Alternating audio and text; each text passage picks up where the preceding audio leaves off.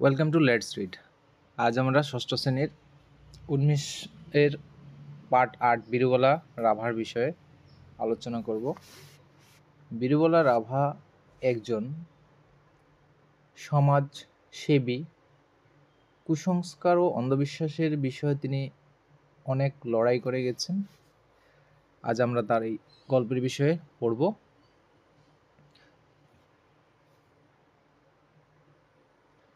প্রথমত পাঠের মধ্যে লেখা আছে, দেখো, বীরবলা রাভার স্বামীর নাম চণ্ডীচরণ রাভা। চণ্ডীচরণ রাভা গোয়ালপাড়া জেলার ঠাকুরবিল গ্রামের বাসিন্দা। আমি এখানে যে আন্ডারলাইন করাগুলো ভালো করে তোমরা পড়ে নেবে। তার বড় ছেলে হচ্ছে ধর্মেশ্বর রাভা। তারপরে চণ্ডীচরণ রাভা কত সনে মৃত্যু হয়? 1996 সনে চণ্ডীচরণ রাভার মৃত্যু হয়ে গেলে যদি শর্ট কোয়েশ্চেন আসতে পারে।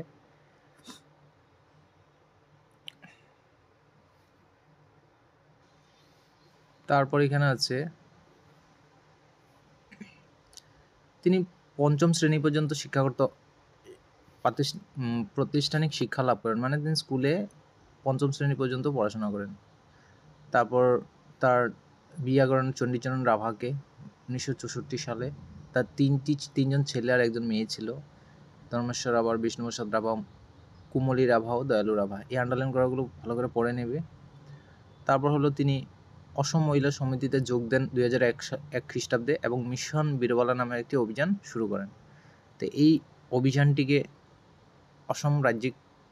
অসম সরকার রাজ্যিক মিশন হিসাবে স্বীকৃতি দেয়। তিনি ডাইনি বিশ্বাসের কুসংস্কারের প্রতিও তিনি অনেক লড়াই করে গেছেন। 2015 খ্রিস্টাব্দে অসম সরকার অসম ডাইনি অপরাধ আইন প্রণয়ন করে। প্রশ্ন হতে পারে যে অসম সরকার অসম ডাইনি অপরাধ আইন কত সনে প্রণয়ন করেন। তারপর তিনি অনেক পুরস্কারও পান তার জীবনে।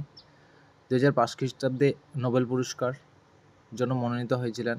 2015 খ্রিস্টাব্দে গুয়াহাটি বিশ্ববিদ্যালয় তাকে ডক্টরেট ডিগ্রি প্রদান করে। অসম সরকার তাকে সতী সাধনী পুরস্কারে ভূষিত করেন। আর 2021 খ্রিস্টাব্দে তিনি ভারত সরকার কর্তৃক পদ্মশ্রী উপাধিতেও ভূষিত হন। এগুলো প্রশ্ন আছে পিছনে। তিনি রিলায়েন্স ইন্ডাস্ট্রি থেকে রিয়েল হিরো অ্যাওয়ার্ডও লাভ করেন। আর অসম ছাত্র সংস্থা থেকে সুধাকণ্ঠ ভূপেন হাজরিকা সংগতি পুরস্কারও পেয়েছেন। এই হলো এই পাঠের প্রশ্ন, ছোট ছোট প্রশ্ন। তারপর তিনি 13 মে 2024 খ্রিস্টাব্দে শেষ নিঃশ্বাস ত্যাগ করেন।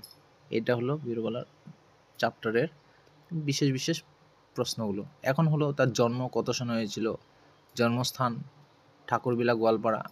পাটের মধ্যে ঠাকুরবিল লেখা আছে, সেটা বিলা হবে। পিতার নাম কলিয়ারাম রাভা, মাতার নাম সাগরবালা রাভা। শিক্ষাগত যোগ্যতাগত পঞ্চম শ্রেণী পর্যন্ত পড়াশোনা করে তিনি অনেক সমাজের জন্য অনেক কাজ করে গেছেন। বিদ্যালয়ের নাম ঠাকুরবিলা প্রাথমিক বিদ্যালয়। এই ছিল পাঠের ভিতরে প্রশ্ন, মানে ভিতরে আলোচনা। এখন আমরা পাঠভিত্তিক বিষয়ে আলোচনা করব, পাঠের প্রশ্নোত্তর বিষয়ে আলোচনা করব। এখানে প্রথম প্রশ্নটা দেওয়া আছে, দেখো, 1 নম্বর, কার শরীরে পরিপ্রবেশ করেছে বলে ওঝা গণনা করে বলেছিলেন? ধর্মেশ্বর রাভার শরীরে। তোমরা নম্বরটা কটা সার্কেল করে দিও, গোল করে দিও।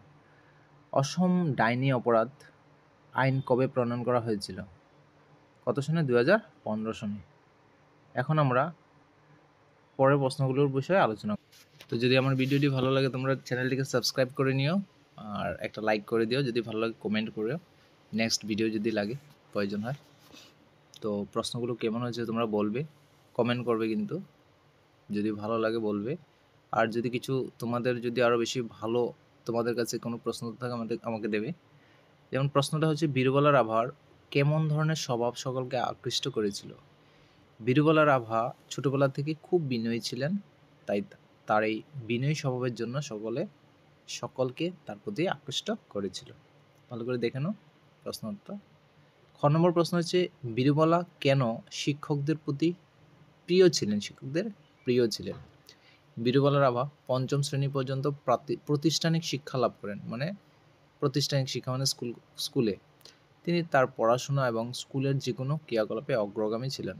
যে কোনো কাজে তিনি মানে যোগদান করতেন, পার্টিসিপেট করতেন, তাই তিনি শিক্ষকদের প্রিয় ছিলেন।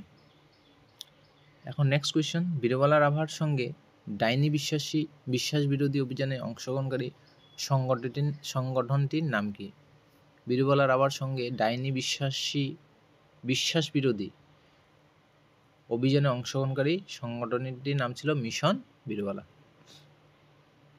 বীরবলা রাভার মিশন বীরবলা অভিযানকে অসম সরকার কি হিসাবে স্বীকৃতি দিয়েছিল?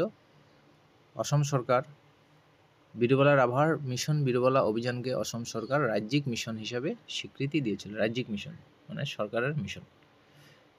রাজ্য সরকার বীরবলাকে কি পুরস্কারে ভূষিত করেছিল? রাজ্য সরকার বীরবলাকে সতী সাধিনী পুরস্কারে ভূষিত করেছিল।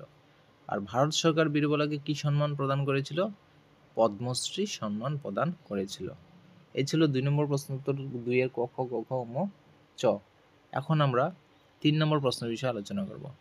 বীরবলা রাভা ডাইনি বিশ্বাসের কবল থেকে সমাজকে মুক্ত করার পণ কেন করেছিলেন? বীরবলা রাভার বড় ছেলে ধর্মেশ্বর মানসিক রোগে ভুগছিলেন। গণক ঠাকুর মানে যে কুষ্টি টুষ্টি বিচার করে, হাতটা দেখে তাদেরকে গণক বলে। গণক ঠাকুর তার কুষ্টি বিচার করে ভবিষ্যৎবাণী করেন যে সে বেশি দিন বাঁচবে না, ওকে নাকি পরি ধরেছে। কিন্তু বীরবলা রাভা গণকের কথা বিশ্বাস না করে ছেলেটিকে ডাক্তারের কাছে নিয়ে গেলেন এবং ধীরে ধীরে সে সুস্থ হয়ে উঠল। কিন্তু সে সময় তার স্বামী অসুস্থ হয়ে মৃত্যুমুখে পতিত হন। তাদের সম্প্রদায়ের কিছু মানুষ তাকে ডাইনি বলতেও দ্বিধা করেনি। কিন্তু এই দুর্নাম সত্ত্বেও তিনি থেমে থাকেননি এবং তিনি সমাজ থেকে কুসংস্কার দূর করতে বেরিয়ে এসেছিলেন। তার বড় ছেলের ঘটনা তার জীবনে গভীর প্রভাব ফেলেছিল। তিনি নিশ্চিত ছিলেন যে ওঝা তার বড় ছেলের ধর্মেশ্বর সম্পর্কে যা বলেছিলেন তা মিথ্যা। তিনি জানতেন জাদুবিদ্যা সম্পর্কে কুসংস্কার মানুষকে বিপদে ফেলে, তাই বীরবলা রাভা ডাইনি কবল থেকে সমাজকে মুক্ত করার প্রণ করেছিলেন। তারপরে এখানে আসল কথাটা হলো জাদুবিদ্যা মানুষকে কি করে বিপদে ফেলে, যেহেতু একটু বড় করে লিখতে হবে। জাদুবিদ্যার মানে জাদুবিদ্যার সংক্রান্ত যেগুলো কুসংস্কার সেগুলো মানুষকে বিপদে ফেলে, তাই বীরবলা রাভা মানুষ যাতে বিপদে না পড়ে তার জন্য এগুলো থেকে সমাজকে মুক্ত করার জন্য প্রণ করেছিলেন। নেক্সট কোয়েশ্চেন, মিশন বীরবলা অভিযানে ডাইনি বিশ্বাসের বিরুদ্ধে কী ধরনের কাজ করা হয়েছিল? মিশন বীরবলা অভিযানটির মাধ্যমে রাভা ডাইনি বিশ্বাসের কুসংস্কার ও অন্ধবিশ্বাসের শিকার 50-এর বেশিও মানুষের জীবন বাঁচিয়েছিলেন। কারণ আগে ডাইনি যদি এভাবে মানুষে ভাবতো, মানুষের পিটিয়ে মেরে ফেলতো, তো তিনি সেরকম মানুষকে বাঁচিয়েছিলেন 50 জন। 2015 সালে অসম সরকার অসম ডাইনি অপরাধ আইন প্রণয়ন করে। এই আইন অনুযায়ী ডাইনি হত্যার সঙ্গে জড়িত ব্যক্তিদের জামিন ছাড়াই গ্রেপ্তার করা যায়। এই ছিল 3 নম্বর প্রশ্ন ক খ। এখন 4 নম্বর, বীরবলা রাভার জীবন সম্পর্কে 10টি বাক্য লিখো। এখানে তোমরা লিখতে পারো বীরবলা রাভার বিষয়ে আমি লিখেছি, তোমরা যদি আরো সুন্দর করে লিখতে পারো লেখো। যেমন বীরবলা রাভার জন্ম 1949 সালে 5 ফেব্রুয়ারি তারিখে গোয়ালপাড়া জেলার ঠাকুরবিলা গ্রামে, ঠাকুরবিল লেখা আছে, ঠাকুরবিলা হবে, গ্রামে হয়েছিল। বীরবলা রাভার পিতার নাম কলিয়ারাম রাভা ও মাতার নাম সাগরবালা রাভা। ঠাকুরবিলা প্রাথমিক বিদ্যালয়ে তিনি 5ম শ্রেণী পর্যন্ত পড়াশোনা করেন। 4 নম্বর হলো বীরবলা রাভা চণ্ডীচরণ রাভা নামক ব্যক্তির সাথে বিবাহ বন্ধনে আবদ্ধ হন। বীরবলা রাভার 3 ছেলে ও 1 মেয়ে ছিল। তারা হলেন যথাক্রমে ধর্মেশ্বর রাভা, বিষ্ণুপ্রসাদ রাভা, কুমলি রাভা ও দয়ালু রাভা। তিনি 2001 সালে অসম মহিলা সমিতিতে যোগ দেন। তিনি মিশন বীরবলা নামে একটি অভিযান আরম্ভ করেন। 2015 সালে তিনি গুয়াহাটি বিশ্ববিদ্যালয় থেকে ডক্টরেট ডিগ্রি লাভ করেন। অসম সরকার তাকে সতী সাধিনী পুরস্কারে ভূষিত করেন। 2021 সালে তিনি ভারত সরকার দ্বারা পদ্মশ্রী উপাধিতে ভূষিত হন। এই ছিল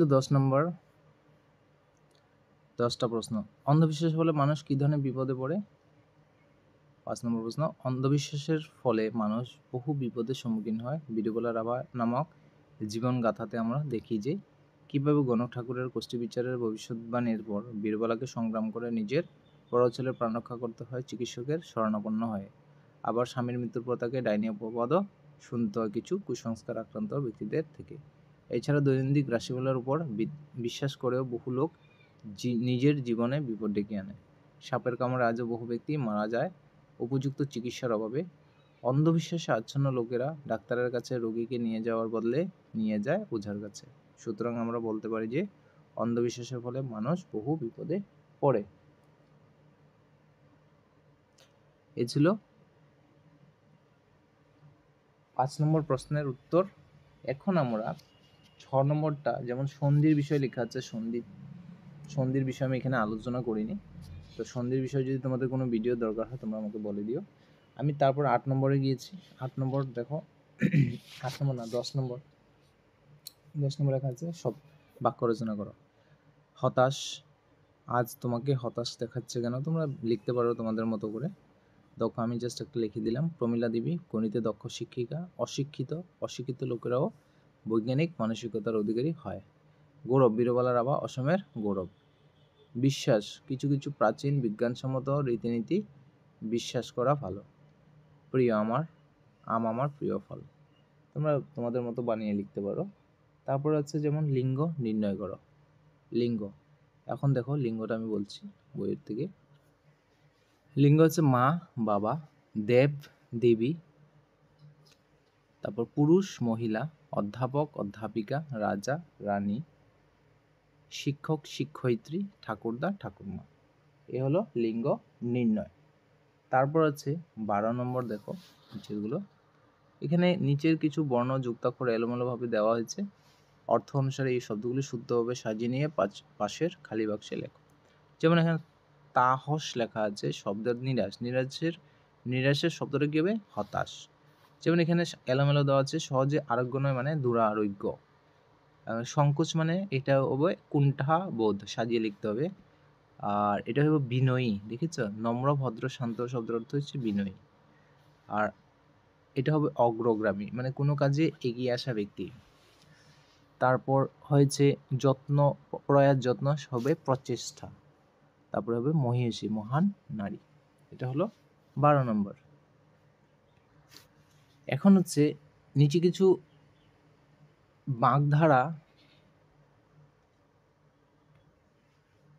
বাগধারা অর্থসহ দেওয়া হলো। এগুলো বাক্য রচনা দিয়ে বাক্য রচনা করতে বলেছে। যেমন অমাবস্যার চাঁদ লেখা আছে দুর্লভ বস্তু, যা দেখা যায় না। তো এটা দিয়ে বাক্য রচনা করলে কী হবে? আজকাল সততার জন্য অমাবস্যার চাঁদের মতো খুঁজলেও পাওয়া যায় না। তার মানে অমাবস্যার চাঁদের যে অর্থটা দেওয়া আছে সেই অর্থ দিয়ে তোমাদের বাক্য রচনা করতে হবে। তারপরে ছাই চাপা আগুন মানে প্রচ্ছন্ন প্রতিভা। তরুণটির ভিতরে যে ছাই চাপা আগুন লুকিয়েছিল একদিন তা বিস্ফোরণের মতো প্রকাশ পেল। এগুলিকে বাগধারা বলে।